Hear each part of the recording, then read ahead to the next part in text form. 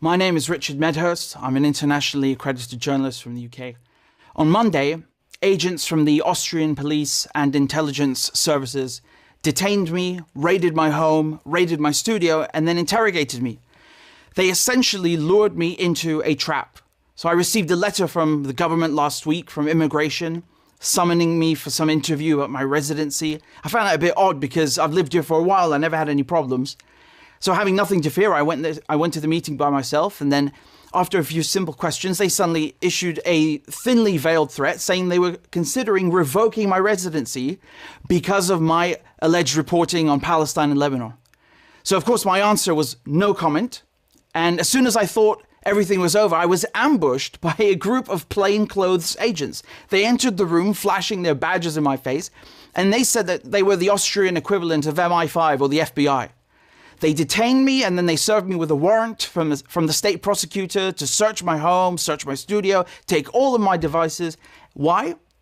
Because they think that I, a Christian Englishman, am a member of Hamas.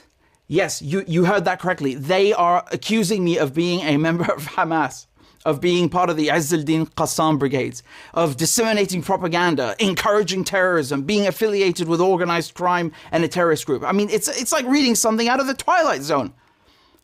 So they seized my phone, and they drove me to my residence, ransacked the place. They even took devices which I repeatedly told them do not belong to me. Then they drove me to my studio and turned the place upside down.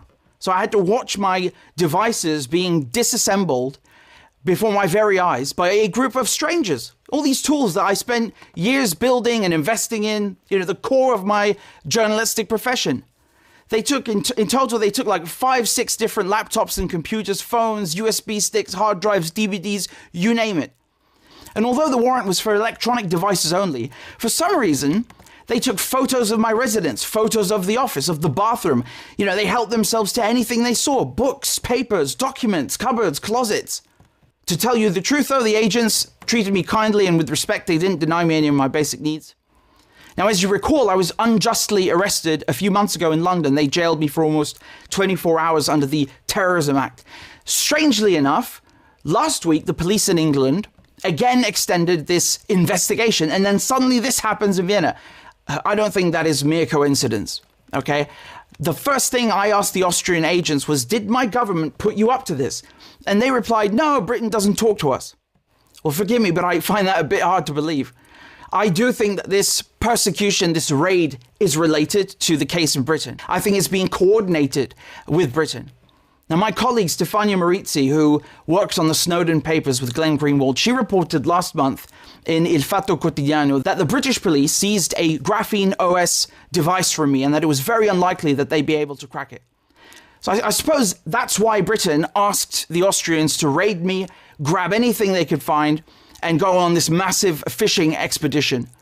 The warrant even mentions my arrest in London to try and bolster their case. The Austrian agents, they asked me for the passwords to my devices, and I said no, because as a journalist, I have an ethical, a professional obligation to protect my sources. None of them were compromised. During the raid, I spoke briefly with the techs who were extracting my devices, from one nerd to another. And they told me that if they can't crack the devices, they send them outside sometimes to other countries, to other law enforcement agencies, and ask them for help. So that further indicated to me that this could very well be related to what's happening in the UK against me. Now, all these devices are work devices. They're my journalistic tools. I have been left with literally nothing. I mean, just to film this was a struggle. Okay, believe me. No phone, no computer, no SD cards, nothing. They cut me off from my work, from my contacts, from my family, from my friends. And the next day, they dropped by and give me a list of all the things they seized. It was 19 pages long. As a matter of fact, I've spent the last months writing a book on cybersecurity, as I'm unable to report and work normally under these circumstances. And they even confiscated my book. The book that I've been working on for 2 years now. I just riffled through the manuscripts and the notes like it was nothing.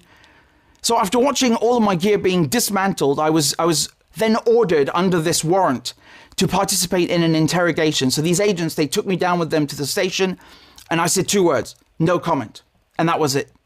Then they fingerprinted me, they palm printed me, they took mugshots and my DNA. And after 6-7 hours of this, I was finally allowed to leave. I categorically deny all of these accusations by the British and Austrian governments. I'm not a terrorist, I am a journalist, and they bloody well know it. Some of these Austrian accusations are very similar to the British ones, which again tells me that this is somehow coordinated. But it's actually a massive escalation. They are accusing me of being a member of a proscribed organization. I mean, this is insanity on another level. This is detached from reality. And they're trying to make a snowball out of nothing. So now, because of my reporting, I'm under investigation for quote-unquote terrorism in 2 countries. I could face up to 14 years in prison in the UK, plus another 2 to 5 years if I don't give them the passwords to my phones, and maybe another 10 years in prison in Austria, and my residency potentially being revoked. And why? For what? For journalism. Because of my reporting. I mean, this is insane. This is disproportionate state violence. And it's not just an attack on me. This is an attack on the entire profession, on freedom of speech, on democracy itself. They are denying me my human right to free speech. I'm being punished and persecuted in my country of origin in the UK and in my country of residence in Austria. I come from a family that worked to establish peace around the world, a family that raised me to stand against terrorism and injustice. Please help raise awareness. This is not just an affront on me, but on all of us. Inform your friends, inform your family, your colleagues, write to your representatives in Parliament. And again, I want to stress how the police, they came in here in this room. They seized all my equipment, all of my gear. They left me with nothing. If you're able to, please consider contributing on GoFundMe and PayPal so that I can get back up and running. The links are down below. It would really make a difference and go a long way. Thank you so much.